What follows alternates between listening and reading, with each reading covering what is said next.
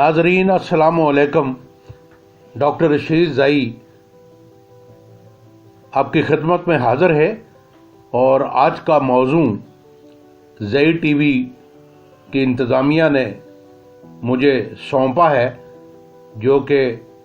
बहुत ही अहम है। और सब लोग जानते हैं कि हमें बीमारियों से पहले और बीमारियों के बाद जिस अलामत और जिस मुसीबत से सामना पड़ता है वो है कमज़ोरी, अनीमिया। और अनीमिया जो है ये बहुत ही आम होता है और इसके आम होने की यकीनन बहुत सारी वजूहात होती हैं। कुछ तो अनीमिया होता है जो मर्ज से पहले सूरत हाल पैदा होती है, और फिर कुछ अनीमिया ऐसे हैं जो मर्ज के बाद सेहतयाब होने के बावजूद वो ऐसी कैफियत हो जाती है जिसको हम जिस्मानी कमजोरी का नाम भी दे सकते हैं। तो नाजरीन, इसके लिए यहाँ ये मैं कहना ज़रूरी समझता हूँ कि दुनिया का सबसे जो अमीर तरीन मुल्क है, जो हम कहते हैं जी नंबर 1 मुल्क है अमेरिका, वहाँ के लोगों में ये मिलियंस ऑफ अमेरिकन्स हैं, वो इस अनीमिया का शिकार है। यानी वो वाकई अगर वो सही मानों में इवेल्युएट किया जाए तो वो सेहतमंद नहीं है। जितनी एक इंसान में कुव्वत, एनर्जी और सब चीज़ें होनी चाहिए, मुतवाज़न वो नहीं है। तो इसी तरीके से बाकी मुल्कों का भी हाल है और पाकिस्तान में भी यकीनन इसकी बढ़ती हुई वजह जो है वो हमें नज़रअंदाज नहीं करनी चाहिए।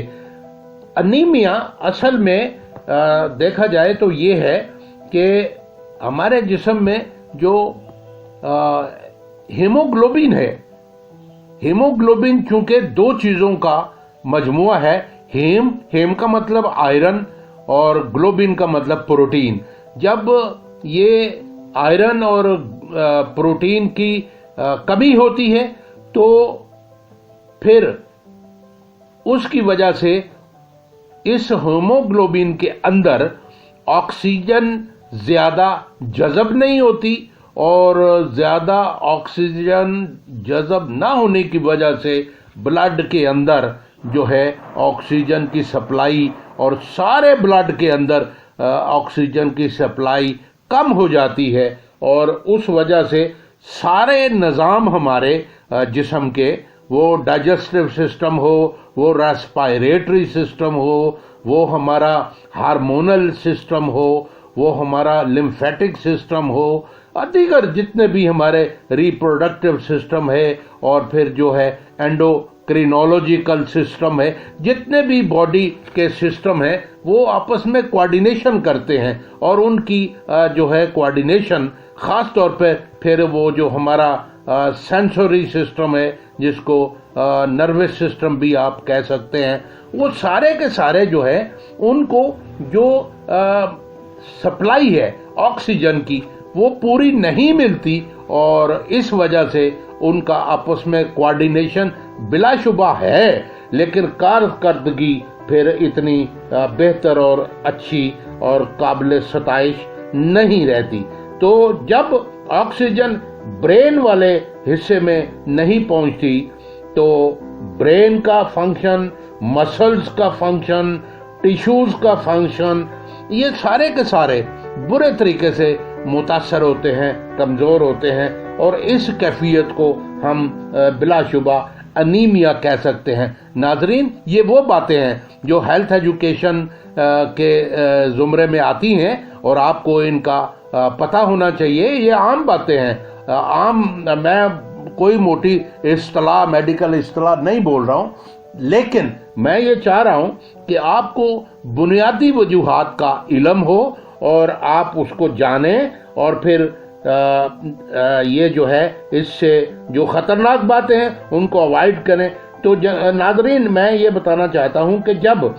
ऑक्सीजन मुख्तलिफ हिस्सों को प्रॉपर तरीके से सप्लाई नहीं होती तो जहां सारे सिस्टम मुतासर होते हैं वहां हमारा जो इम्यून सिस्टम है, इम्यून सिस्टम जो है एक्चुअली ये तो फाइटर सिस्टम है ना। जरासीम जब हमारे जिस्म में दाखिल होते हैं तो ये इम्यून सिस्टम ही उसके खिलाफ जो है काम करता है। ये सोल्जर है, they are soldier of body. तो ये सिस्टम भी चूंकि सप्रेस हो गया होता है, इतना एक्टिव नहीं होता, इतना काम नहीं होता, तो फिर जो है वो उसकी कारकर्दगी मुतासर होती है। तो ये बुनियादी बात एक और मैं आपकी खिदमत में अर्ज करना चाहता हूं कि हमारा ब्लड जो है उसकी फॉर्मेशन में जब हम कहते हैं जी हीमोग्लोबिन पैदा नहीं होती, तो हीमोग्लोबिन के पैदा होने में जो है ये हमारा आयरन और इस किस्म की जो चीजें हैं मसलन उसमें वो सारी कारगर होती हैं। मसलन उसमें विटामिन ए, B2, B6, सी और कॉपर और आयरन, ये सब चीजें जो हैं वो सारी की सारी जो हैं ये जरूरी हैं। और अगर ये कम होती हैं तो इसका मतलब है कि हमारा जो सिलसिला है वो अनीमिया बन रहा है, अनीमिक हो रहा है, हमारा जिस्म कमजोरी की तरफ जा रहा है। और आयरन की डेफिशिएंसी जो है ये तो क्योंकि एक कॉम्बिनेशन है और इसकी वजह से जो अनीमिया है वो यकीनन बड़ा खतरनाक होता है। तो इसमें हेरिडिटरी ब्लड डिसऑर्डर कई होती हैं। मसलन हमारे अगर रेड ब्लड सेल्स जो हैं वो अगर प्री मैच्योर पूरा वक्त पूरा करने 120 दिन का उनकी मुद्दत है, अगर वो पूरी नहीं कर रहे, पहले ही वो डेड हो जाते हैं या इनएक्टिव हो जाते हैं, तो इसका मतलब है कि ये भी एक नुकसानदेह कैफियत है। फिर इसी तरीके से बीमारियां कई ऐसी हैं, थैलेसीमिया है, सिकल सेल डिजीज है और फीरोसाइटोसिस है। ये वो बीमारियां हैं जिनकी वजह से अगर ये मौजूद रहें, मुसलसल रहें, तो फिर ये अनीमिया पैदा करती रहती हैं और इंसान जो है वो कमज़ोर होता जाता है। उसको फिर जो है हर सूरत जो है वो डॉक्टर से मशवरा भी करना पड़ेगा और अब ताकि डॉक्टर जो है आपकी अनीमिया होने वाली जो कंडीशन है, अनीमिक होने की जो आपकी वजूहात हैं, वो उनको लोकेट करे और देखे कि किस चीज़ की कमी है, उस चीज़ का आपको मशवरा दे और फिर वो आप इस्तेमाल करें। तो वो जो मुसलसल कमी हो रही है, यानी आप अनीमिक कंडीशन में जा रहे हैं, उससे बचना मुमकिन हो जाता है। तो नाजरीन, आपकी दिलचस्पी के लिए मैं समझता हूँ कि मोटी मोटी जो इसकी अलामात हैं वो मैं आपकी खिदमत में अर्ज कर दूँ। मसलन फैटीग का होना, वीकनेस का होना, और फिर कभी तो ये होता है कि आपके जो सांस लेने का अमल है वो शॉर्टनेस ऑफ ब्रेथ जो है, यानी थोड़ी सी एक्सर्शन हो जाए तो ऐसा लगता है सांस रोक रहा है या सांस उखड़ रहा है। फिर हेडेक होती है और डिजीनेस और फेंटिंग, मामूली बात से बंदा जो है फेंट हो जाता है और फिर जो है ये आप किसी बात पे कंसंट्रेट नहीं कर पाते, तो ये एक किस्म की एक नई डिफिकल्टी है वो डेवलप हो जाती है। फिर ज़ाहिरी तौर पे जब आप स्किन को देखते हैं तो वो पेल नज़र आती है, आपके लिप्स जो हैं और नेल बेड्स जो होते हैं वहाँ से आप देखें तो वो हल्के पीले नज़र आते हैं। इसका मतलब है ब्लड है नहीं। जब ब्लड है नहीं या कम है तो इसका मतलब है इसी कंडीशन को आप अनेमिक कंडीशन कहते हैं। फिर आपके जो लटकने वाले अज़ा हैं, मसलन बाजू हैं, हाथ हैं, टांगे हैं, ये अक्सर ठंडी रहती हैं, हालांकि इतनी ठंडी नहीं होनी चाहिए, तो ये जब भी आप फील करते हैं ठंडी होती हैं। फिर नाजरीन, जब आपका इम्यून सिस्टम सप्रेस हो जाता है, दबाव में आ जाता है, इनएक्टिव हो जाता है, तो उसके नतीजे में बहुत सारी बीमारियां जो हैं वो उनका दाखला शुरू हो जाता है। यानी वो जरासीम जो हैं आसानी से हमारे जिस्म में दाखला हासिल करने के बाद अपना काम शुरू कर देते हैं और हमारे जिस्म को बीमार कर देते हैं। फिर ये है कि ख़वातीन में वो जो मेंस्ट्रुएशन का सिलसिला है وہ جو ڈیلی بیسس پہ مینسز ہیں وہ اگر رک جاتے ہیں یا کسی وجہ سے خراب ہو جاتے ہیں، irregular ہو جاتے ہیں، تو وہ بھی ایک بڑی سمٹم بنتی ہے، اور اس کی بڑی سمٹم جو ہے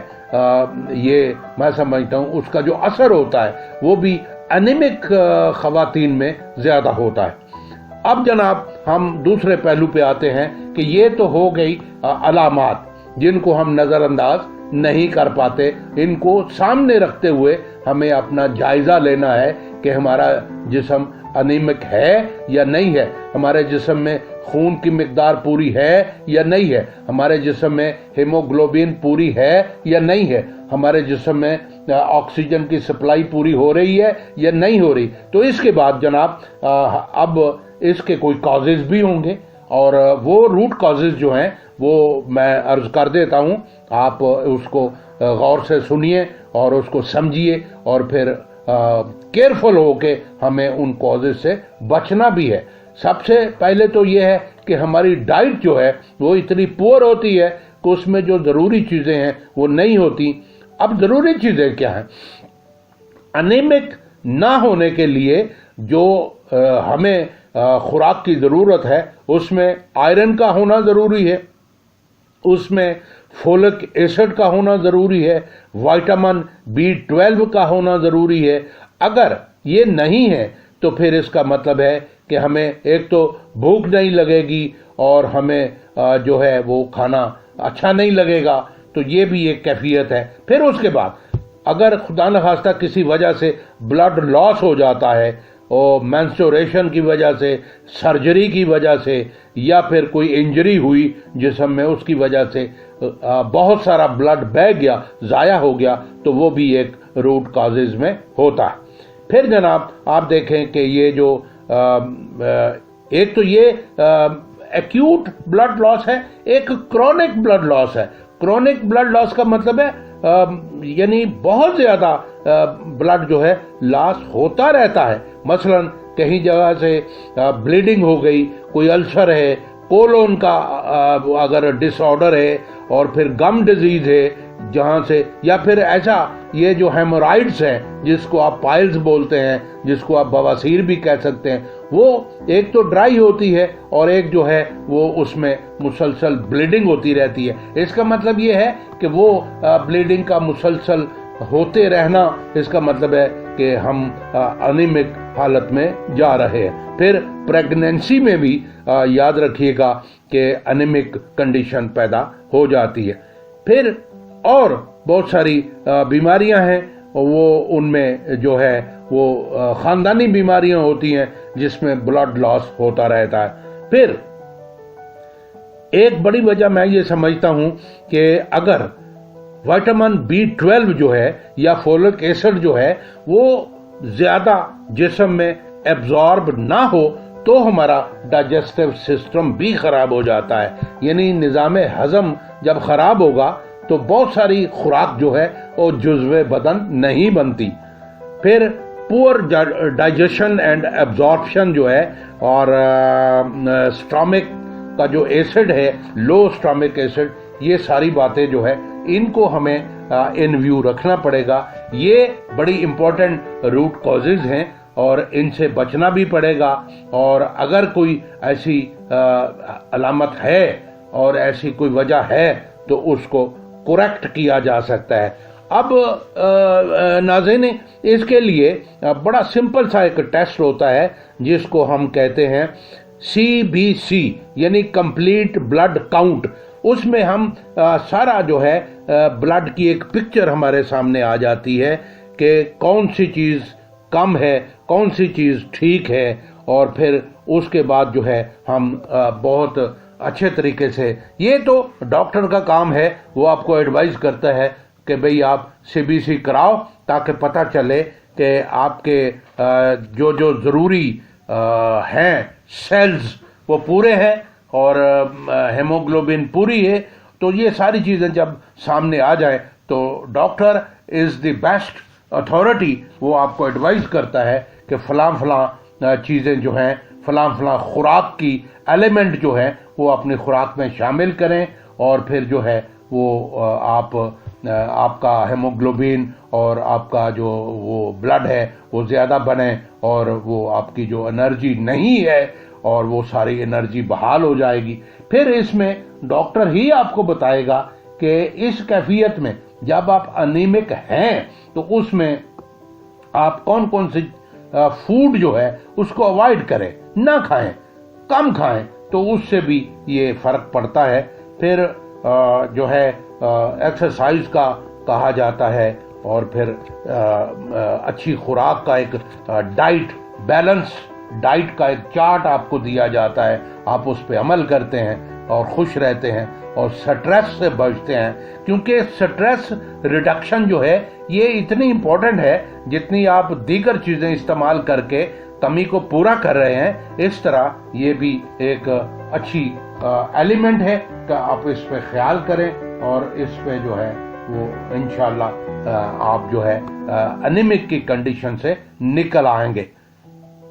اللہ تعالیٰ آپ کا حامی و ناصر ہو.